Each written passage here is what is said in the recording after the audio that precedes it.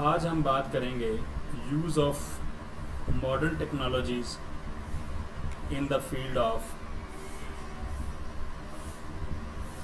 Sports and games के sports and games के अंदर मॉडर्न टेक्नोलॉजी का इस्तेमाल क्या क्या होता है, कब से होने लगा है और इसका इस्तेमाल किस तरह करते हैं। What technology is often used to determine whether ball cross the goal line in soccer कि फुटबॉल के अंदर जो बॉल है वो गोल लाइन, जो कि यानी कि जहाँ पे गोलकीपर खड़ा होता है जिसको कस्टोडियन भी बोलते हैं, तो वो लाइन क्रॉस कर चुका है या नहीं, इसको चेक करने के लिए हम गोल लाइन टेक्नोलॉजी इस्तेमाल करते हैं।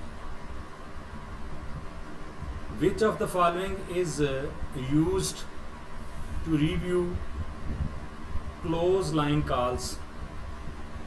hawk eyes ये आला है जिससे हम अब क्रिकेट के अंदर भी देखते हैं, रिव्यूज़ वगैरह लेते हैं और चीज़ को फिर से हम देखते हैं, ख़ास तौर पर जब LBW आउट को देखता है तो ये क्लोजली हम किसी चीज़ को देखने के लिए hawk eyes जो आला है इसका इस्तेमाल करते हैं। In cricket, what technology helps umpire make decision of LB leg before wicket? तो ये क्रिकेट के अंदर लेग बिफोर विकेट यानी LBW आउट को देखने के लिए अंपायर को जो हेल्प प्रोवाइड करता है वह है जी DRS डिसीजन रिव्यू सिस्टम, जिसका टाइम आपको पता है कि 14 सेकंड होता है कि जब कोई खिलाड़ी किसी खिलाड़ी को आउट दे दिया जाए और या किसी खिलाड़ी को आउट ना दिया जाए, तो फिर बॉलिंग टीम अगर आउट दे दिया जाए तो बॉलर के लिए वो 14 to 15 सेकंड होते हैं जिसके अंदर वो अपना रिव्यू लेता है इशारा करके कि इसको DRS सिस्टम के साथ चेक किया जाए कि मैं आउट हूँ या नहीं। What wearable technology is used to monitor athletes heart rate during training? वो कौन सी ऐसी वेयरेबल टेक्नोलॉजी है जिसको एथलीट की ड्यूरिंग ट्रेनिंग जो है हम हार्ट बीट को चेक करने के लिए इस्तेमाल करते हैं? वो हार्ट रेट मोनीटर्स हैं, वो आपको आप यानी कि आवाज़ की सूरत में भी हो सकते हैं या डिफरेंट किस्म के मोनीटर्स वगैरह इस्तेमाल किए जाते हैं। Which technology is use to analyse the athletes movement and performance?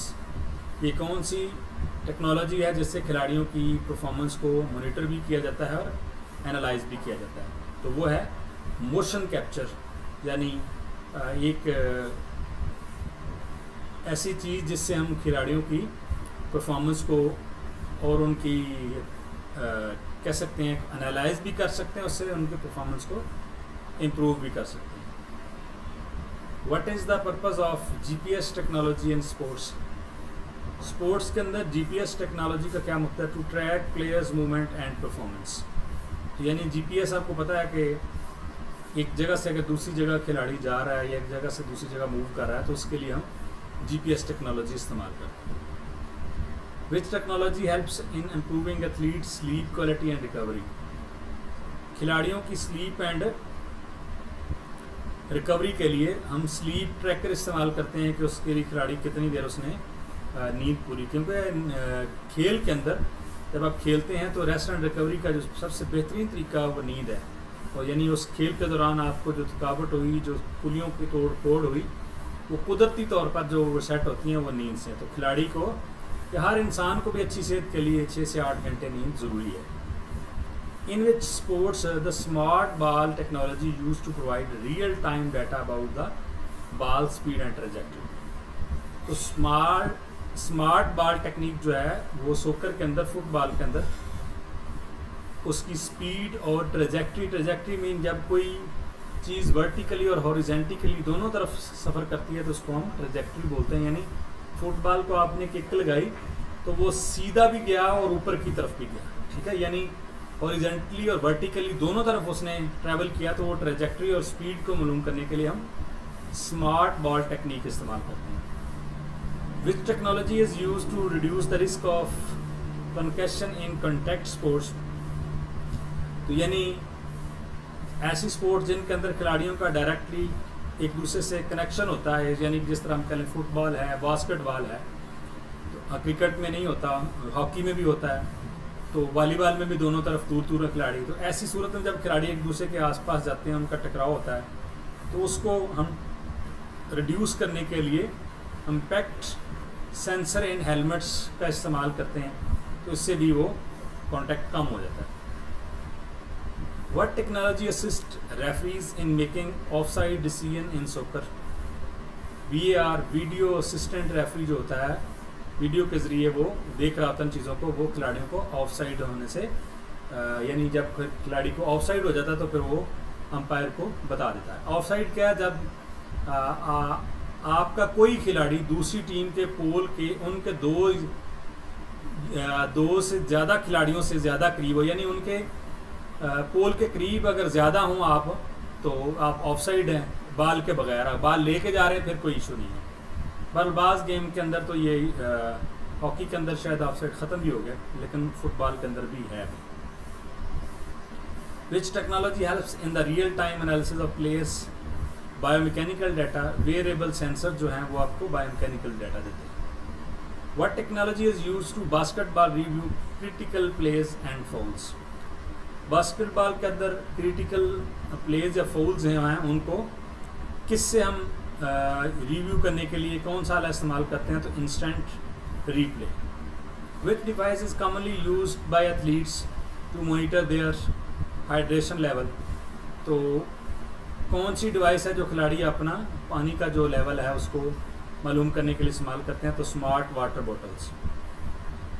Which technology provide the virtual reality training environment for athletes? VR, virtual reality. What is the purpose of using drones in sports? Sports के अंदर drones का इस्तेमाल करने का क्या मकसद क्या है? To capture aerial footage and provide tactical analysis, यानी कि उसमें मास्टर एनालिसिस आप दे सकते हैं अगर आप ड्रोन का इस्तेमाल करते हैं। Which technology helps athletes in rehabilitation by providing resistance and assistance during exercise? Robotic exoskeleton कह सकते हैं, इससे खिलाड़ी क्या है वो जल्द अज जल्द सेहतयाब होकर खेल के अंदर वापस आ सकते हैं। उसके बाद है what technology is use to analyse the improvement athletes nutrition? Athletes की न्यूट्रिशन को एनालाइज करने के लिए या उसको इम्प्रूव करने के लिए हम कौन सी टेक्नोलॉजी इस्तेमाल करते हैं? Nutrition tracking apps. Which technology is used to create detailed simulation of games and scenarios? Virtual reality. Which technology provides a real-time data on weather condition for outdoor sports? तो weather monitoring system जो है वो real time data देता है आपको sports के हवाले से कि कब मौसम कैसा रहेगा, उसके sports के event conduct करना आसान है। उसके बाद है जी what technology helps in monitoring and improving mental focus and cognitive performance in athlete? Neuro feedback drivers.